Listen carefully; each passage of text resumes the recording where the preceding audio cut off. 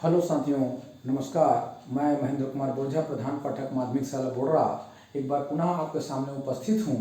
जैसा कि आप देख पा रहे हैं, मैं यहाँ पर वर्णमाला लिखा हूँ और इस वर्णमाला मैं विशेष रूप से लेखन शैली पर जोर देता हूँ। यह वीडियो उन शिक्षक साथियों के लिए काफ़ी उपयोगी है जो कक्षा पहली से लेकर 5वीं तक का अध्यापन कार्य कराते हैं। साथियों कि देखेंगे कि ये जो है क को मैंने 4 लिखा है, च को 4 लिखा है, अर्थात ये समझ लें कि क के परिवार में 5 सदस्य हैं, च के परिवार में 5 सदस्य हैं, ट के परिवार में 5 सदस्य हैं, त के परिवार में 5 सदस्य हैं और प के परिवार में 5 सदस्य हैं। अर्थात हमारे पास यहाँ पर 5 परिवार हैं। अब इस पांचों परिवार को हम अलग कर सकते हैं, पांचों परिवार के मुखिया को। अब ये पांचों परिवार के मुखिया को हमने यहाँ पर अलग कर दिया। ध्यान से देखिएगा, क्योंकि ये पांचों परिवार के मुखिया को मैंने यहाँ पर अलग कर दिया। क्योंकि ये वीडियो 10 मिनट का होने जा रहा है, इस कारण से मैं समय नहीं लूँगा, विशेष ध्यान देंगे। ये जो है 5 परिवार है। क के परिवार में 5 हैं, च के परिवार में 5 है, ट के परिवार में 5 हैं, त के परिवार में 5 हैं और प के परिवार में 5 हैं। अर्थात ये मुखिया है। और मुखिया को कितने परिवार हैं हम बच्चों के दिमाग में डाल सकते हैं, कचट तप, ये 5 परिवार। और उसी प्रकार से जो पीछे परिवार के जो मुखिया है सामने हैं और परिवार के सदस्य जो है अंत में हैं, इसको भी आप घेरा लगा लीजिए। ये जो है हमने यहाँ पर घेरा लगा दिया, ये घेरा लगा दिया और घेरा लगा दिया तो अंत में निकला, क के परिवार के अंत में निकला अंगा, च के परिवार के अंत में निकला या, ट के परिवार के अंत में निकला ना और त के में ना और प में मा। अर्थात ये पंचमा अक्षर है जिसका उच्चारण होता है, जिसका उच्चारण अनुनासिक है, नाक से होता है। अंगा, या, अना, ना और मा। ये इस प्रकार से ये अनुनासिक है। इनको हम पंचमा अक्षर भी कहते हैं।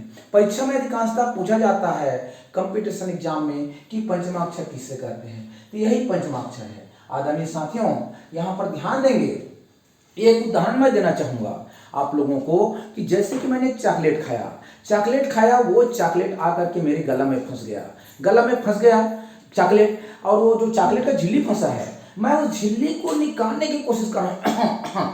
मैंने कोशिश किया, वो झिल्ली जो है गला में फंसा हुआ था, वहां से निकल करके वो मेरे तालू में आकर फंस गया। पहला गला में फंसा था, दूसरे बार वो आया तालू में फंसा, और फिर मैं अपने जीभ के सहारे से मैंने जीभ को अंदर किया और उस जीभ के माध्यम से उसको निकालने की कोशिश किया, तो वो जो तालू से निकल करके ये जो है मसूड़ा में चला गया। मसूड़ा में अर्थात जिसको हम मूर्धन्य बोलते हैं, मूर्धन्य में आकर चिपक गया वो झिल्ली। मैंने पुनः उस चॉकलेट की झिल्ली को अपनी जीभ के माध्यम से निकालने की कोशिश किया, तो वो झिल्ली जो है वो मूर्धन्य मसूड़ा से निकल करके मेरे दांत के पीछे हिस्से में आकर चिपक गया, दांत के पीछे हिस्सा में। और उसके बाद मैं पुनः कोशिश में लगा हुआ था, अब दांत के पीछे से मैंने पुनः कोशिश किया और जीभ के माध्यम से उसको निकाला, तो आकर के ओंठ में चिपक गया। अर्थात ये समझ लें, झिल्ली पहले फंसा गला में, उसके बाद मैंने उसको निकालने की कोशिश किया तो गया तालू में, तालू से निकल करके आया तो मूर्धन्य में जिसको मसूड़ा बोलते हैं वहां फंसा, फिर वहां से निकल करके आया वो दांत के पीछे हिस्सा में, और फिर मैं कोशिश किया तो वो अंत में आकर के ओंठ में आया। इस प्रकार से आप देखें कि जो पहले जो फंसा था गला में, यही हमारा जो गला में फंसा था, तो ये क की जो ध्वनि है ये गला में फंसा हुआ, मान लीजिए क की ध्वनि जो है ग से ये गला से निकलता है। अर्थात इसको हम पढ़ेंगे, देखिए क, ख, ग, घ और अंगा, यहाँ गला से निकला, ये क के परिवार का आवाज गला से।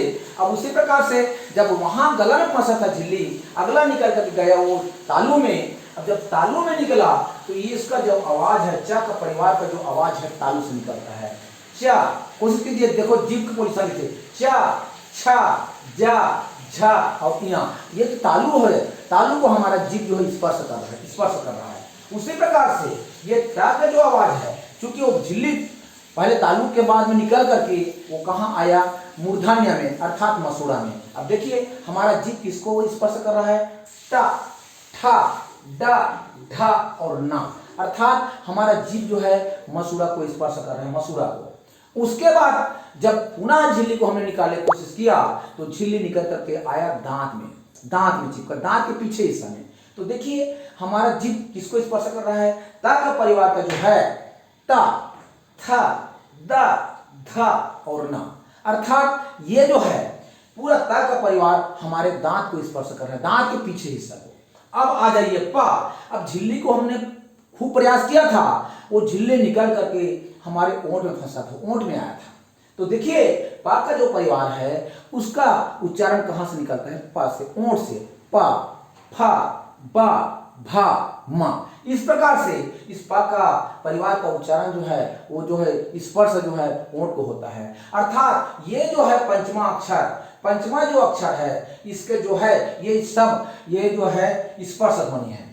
स्पर्श अर्थात कहीं तालु को स्पर्श करता है, कहीं मसूड़ा को स्पर्श करता है, मूर्धन्य को, कहीं दांत के पीछे को, तो कहीं ओंठ को। इसी कारण से इसको स्पर्श ध्वनि करते हैं। और स्पर्श ध्वनि की संख्या जो है 25 है। साथियों जैसे मैंने कहा कि ये परिवार 5 है, कट्टा, कचट, तप, बच्चों के दिमाग में डालें। उसी प्रकार से ये जो है अनुनासिक जो है पंचमा अक्षर जो है अंगा, इया, ना, अना, ना और मा, ये जो है अनुनासिक है। अब साथियों आप लोग पढ़ते हैं अंगा की मात्रा, ध्यान दीजिएगा अंगा का जो मात्रा पढ़ते हैं बच्चे लोग को जानते नहीं है अंगा की मात्रा बोलते हैं। ध्यान दीजिए साथियों, मैंने यहाँ पर लिखा है कंगन।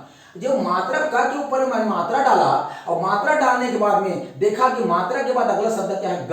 अब ग कौन से परिवार का है, का परिवार का है। अब का के परिवार का अंतिम अक्षर अनुनासिक क्या है, अंगा है। अर्थात ये का के जो ऊपर में जो बिंदु है वो अंगा है, कंगन। उसी प्रकार से च के परिवार देखिए यहाँ पर लिखा है चंचल, मैं लिखा हूं अर्थात चंचल, च के ऊपर में बिंदु डाला हूं चन और उसके बाद में च है, तो बिंदु के बाद के अक्षर च को देखो, च का परिवार इसी परिवार से है, तो च के परिवार में या है, तो जो च के ऊपर में जो बिंदु है वो या है अर्थात चंचल है।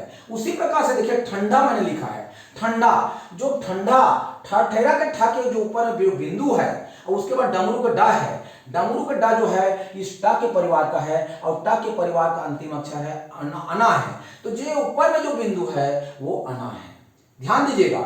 उसी प्रकार से मैंने यहाँ पर लिखा है दंत और मैंने लिखा है दम अस्ते दंत और दंत और ये त जो लिखा है दा के ऊपर में जो बिंदु है वो जो है ना है, ना है। उसी प्रकार से यहाँ पर देखेंगे मैंने लिखा है दम है, दम लिखा है, दा के ऊपर बिंदु है और भा लिखा है। भा देखिए भा कौन से परिवार का है, भा जो है ये जो भा जो है पा परिवार का है, भा जो है पा परिवार का है। अर्थात दा के ऊपर में जो बिंदु है वो जो है ये माँ है, दा के परिवार के ऊपर में जो बिंदु है वो माँ है। अर्थात ये है दम, अर्थात दवात के दा और आधा माँ मिले भा, दम। तो देखना आपको ये है कि बिंदु के बाद कौन सा अक्षर है, बिंदु के बाद कौन सा अक्षर है और जो अक्षर जिस परिवार का रहेगा उसी परिवार का अंतिम अक्षर का वो बिंदु होगा। आदरणीय साथियों इस प्रकार से यदि हम बच्चों को दिमाग में डालें शुरू से तो निश्चित रूप से बच्चे यहाँ पर कंफ्यूज नहीं होंगे। ये जो है अनुनासिक हैं, ध्यान रखिएगा। और साथ ही साथ मैं कहना चाहूंगा जो य के जो देख रहे हैं य र ल व, ये जो काफी महत्वपूर्ण है। ये जो है कल के में हम कोशिश करेंगे इसको बताने का कि र को हम कितने प्रकार से पढ़ते हैं। र को हम 4 प्रकार से पढ़ते हैं और वो 4 प्रकार कौन कौन सा है और या का क्या महत्व है, जो लिखने में और पढ़ने में हमको किस प्रकार से मदद करता है, कितने परेशानी का बच्चों को सामना करना पड़ता है। इसको हम एक दिन के टॉपिक में लेंगे। ये भी 10 मिनट का वीडियो बनेगा, ये भी 10 मिनट का वीडियो बनेगा, ये भी 10 मिनट का वीडियो बनेगा। इस प्रकार से हम एक एक चैप्टर को अगर सिस्टमेटिक ढंग से बच्चों के दिमाग में डालें, बताएं, तो निश्चित मानिए कि बच्चे कभी कंफ्यूज नहीं होंगे और जो परेशानी हमारे पास आता है वो परेशानी नहीं आएगा। विशेष रूप से लिखन पर ध्यान दें। मैंने कहा कि ये जो 5 परिवार, इस 5 परिवार कचट तप, उसी प्रकार से अनुनासिक 5 जो पंचमा अक्षर कहते हैं। साथियों आज के लिए बस इतना ही। अपना ध्यान रखिएगा, टेक केयर। मिलते हैं फिर कल, जिस पर हम चर्चा करेंगे या के परिवार के बारे में, उसके बाद सा और अच्छा। धन्यवाद साथियों, फिर मिलते हैं। ओके, अपना ध्यान रखिएगा।